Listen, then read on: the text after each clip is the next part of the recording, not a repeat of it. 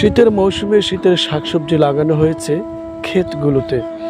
খালের পাশ ঘেঁষে উর্বর মাটির উপর এই শাকসবজিগুলো বেড়ে উঠছে খুব আপন যত্নে, আপন মহিমায়। দেখতে ভীষণ ভালো লাগছে।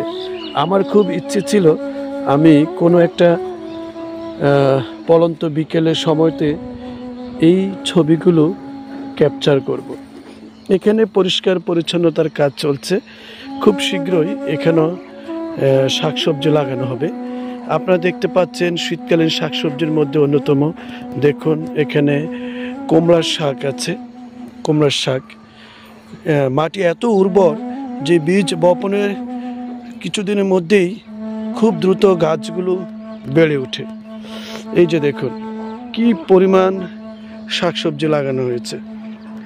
আপনার জেনে এখানে আরেকটু তথ্য দিয়ে রাখি, এই ক্ষেতগুলো একদিনে কিন্তু তৈরি হয়নি। এবার বর্ষা এত ঘন ঘন হয়েছে, কৃষকরা এত বেশি ধোঁকায় পড়েছিল যে তারা অনেকবারই কিন্তু এখানে অর্থ ইনভেস্ট করেছিল।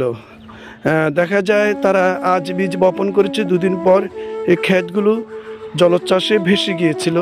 যেহেতু খালের পাশ ঘেঁষে এই ক্ষেতগুলো বেড়ে উঠেছে, তাই একটু জলাবদ্ধতা তৈরি হলে খাল থেকে পানি উপচে এসে এই জমিগুলো ভিজে যায়, যার কারণে এই ক্ষেতগুলো মুহূর্তেই ফসল নষ্টের সম্মুখীন হয়, কৃষকদের আর্থিক ক্ষতি হয়।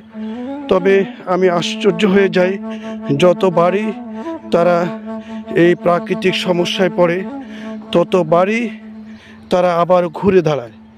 এবারের ওদের শাকসবজি এখানে যে লাগানো হয়েছে, আমার মনে হয় অত বেশি লাভ দেখার সুযোগ ওদের কম।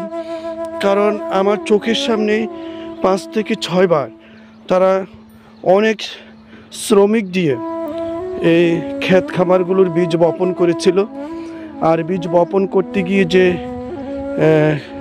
প্রাথমিক প্রক্রিয়া কয়েকবার সম্পূর্ণ হয়, সেখানে তাদের অনেক টাকা চলে যায়। তাই তাদের এবারে ফসলের লাভের সংখ্যা খুবই কম। যদি একবার ফসল লাগানোর মধ্যেই তারা ফসলগুলো তুলতে পারত, তাহলে লাভের পরিমাণটা বেশি হতো। তবু তারা হাল ছাড়েনি। তাদের যে ধৈর্য, পরিশ্রম এবং লেগে থাকার যে সুন্দর মানসিকতা, এটা সত্যি মুগ্ধ করার মতো। আসলে আমাদের সারা বিশ্বেই কৃষকরা এইভাবে হাড়ভাঙ্গা পরিশ্রম করে প্রাকৃতিক দুর্যোগের বিরুদ্ধে বারবার তারা উঠে দাঁড়ায় এবং তারা ব্যর্থ থাকে, একসময় সাফল্যে নিয়ে আসে। কোনো কোনো বছর তারা অনেক বেশি লাভবান হয়, আবার কোনো কোনো বছর তারা আর্থিক লোকসানে পড়ে, তবুও তারা হাল ছাড়ে না। এই সকল কৃষকদের কারণেই আমরা নিরবচ্ছিন্নভাবে আমরা শাকসবজি ফসল আদি পেয়ে থাকি। আমাদের জীবনযাত্রা সুন্দর চলমান থাকে। আমরা আপনাদেরকে ঘুরে ঘুরে দেখাচ্ছি। এটি হলো দক্ষিণ মান্ডার গ্রিন মডেল টাউনের গা ঘেঁষে খালের পাশ দিয়ে বেড়ে ওঠা এই জমিগুলো। এই জমিগুলোতে ফুলকপি, পাতাকপি এবং কিছু কিছু অংশে যেগুলো যে আপনাদেরকে আমি একটু যে বলেছিলাম, দেখুন এখনও সেখানে কচুরিপানা পচে গলে আছে। পরিষ্কার করার সুযোগ পায়নি, কারণ এবার বারবার বন্যা হয়েছে, বারবার খাল ভেসে জমিগুলোতে পানি ভরাট হয়ে গিয়েছে, যার ফলে বারবার ময়লাগুলো পরিষ্কার করতে গিয়ে তারা সময়টার বের করে নিয়ে আসতে পারেনি। এই যে খাল, কি পরিমাণ কচুরিপানা! সাধারণত গত বছরগুলোতে দেখেছিলাম এখানে কচুরিপানা এত বেশি থাকতো না, পরিষ্কারই থাকতো। যেহেতু অনেকবার পরিষ্কার করেছে, আবার বারবার কচুরিপানা ভরে উঠেছে, যার ফলে এবার সেদিকে মনোযোগ না দিয়ে তারা দ্রুত শীতকালীন ফসল সবজি ঘরে তোলার জন্য তারা কাজ করেছে। এই যে দেখুন কিছু কিছু জায়গায় বড় হয়েছে, কিছু জায়গায় পরিষ্কার করে খুব দ্রুত সবজি লাগানো হচ্ছে। আপনারা দেখতে পাচ্ছেন যে এখনো পানি খাল দিয়ে ক্ষেত থেকে গড়িয়ে গড়িয়ে নিচে পড়ে যাচ্ছে। তাহলে আপনারা বুঝতেই পারছেন এখনও ক্ষেত খামারগুলোতে পানি শুকায়নি। যে অংশটিতে পানি শুকিয়েছে সে অংশটিতে তারা সবজি চাষ করে সেটা বাজারে নিয়ে যাচ্ছে। এই যে মুরব্বি, তিনি হাড়ভাঙ্গা পরিশ্রম করেন, তার পরিশ্রমের কোনো ব্যাখ্যা নেই। তিনি একটার পর একটা শাকসবজি লাগিয়ে থাকেন। এই প্রচণ্ড রোদে খরতাপে তিনি কাজ করে যাচ্ছেন।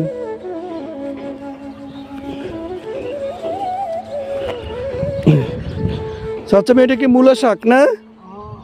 মূলা শাক তো অনেক জংলা রয়ে গেছে ভিতরে ভিতরে, পরিষ্কার করতে হবে, নিংড়াতে হবে। হ্যাঁ, কফি চাষে মনোযোগ দিতে গিয়ে মূলা চাষে মনোযোগ দেওয়া যাচ্ছে না নাকি? এগুলো মনে হয় বেগুন নাকি? ছোট ছোট বেগুন দেখা যাচ্ছে। ফাঁকে ফাঁকে কমলা শাক লাগানো হয়েছে। এখনো প্রচুর পানি নামতেছে।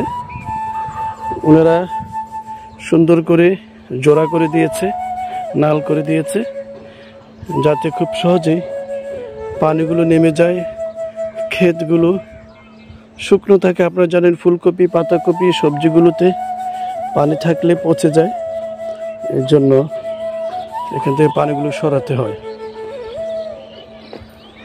যারা ফুলকপি, পাতাকপি খেতে পছন্দ করেন, অনেকেই শহরে আছেন, তারা নিজ চোখে ফসলের মাঠে এসে দেখার সুযোগ পান না।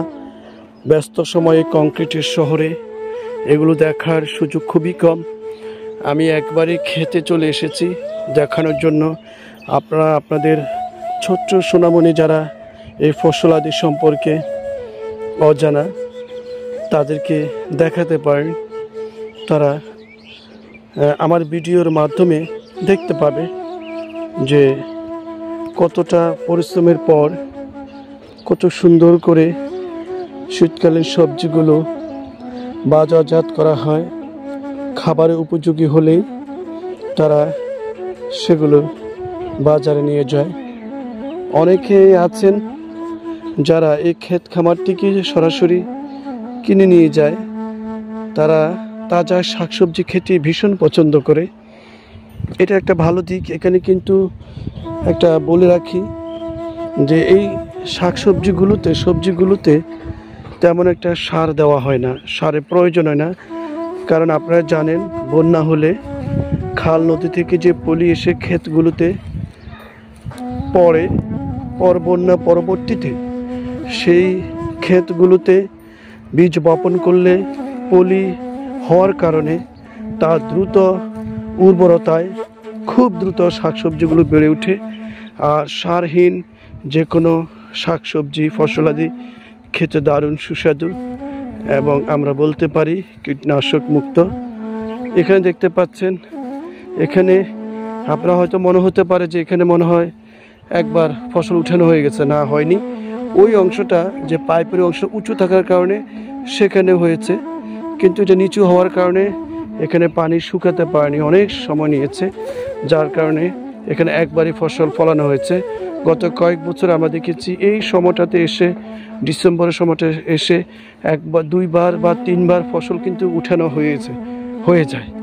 সেবার তারা অনেকবার লাভবান হয়। এবার কিন্তু আর তেমনটা হয়নি। এবার অনেক লম্বা সময় তাদের অপেক্ষা করতে হয়েছে বন্যা পরবর্তীতে। দক্ষিণ মান্ডার গ্রিন মডেল টাউনের গা ঘেঁষে খালের কিনারায় বেড়ে উঠেছে এই সকল শাকসবজির ক্ষেত।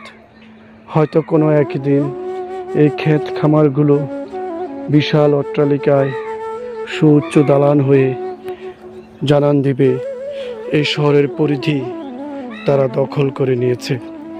এই শহরের পরিধি সুউচ্চ দালানের মাধ্যমে আরও বিস্তৃত হবে, বিস্তৃতি লাভ করবে। গ্রিন মডেল টাউনে খুব দ্রুত বিল্ডিংগুলো বেড়ে উঠেছে এবং অসংখ্য হাজার মানুষের সমাগমে ভরে উঠছে এই গ্রিন মডেল টাউন আমিন মোহাম্মদ গ্রুপের খুব সুন্দর গোছানো এই মডেল টাউন এখন মানুষের বসবাসের উপযুক্ত স্থান। আমরা আপনাদেরকে এই শাকসবজি মাঠ থেকে এখন নিয়ে যাব আমাদের স্টুডিও বর্তমান নিউজ টিভির শোরুমে। সবাই ভালো থাকবেন, যত্নে থাকবেন। অবশ্যই শীতকালীন শাকসবজি বেশি বেশি খাবেন, নিজের স্বাস্থ্যের যত্ন নেবেন। আল্লাহ হাফেজ।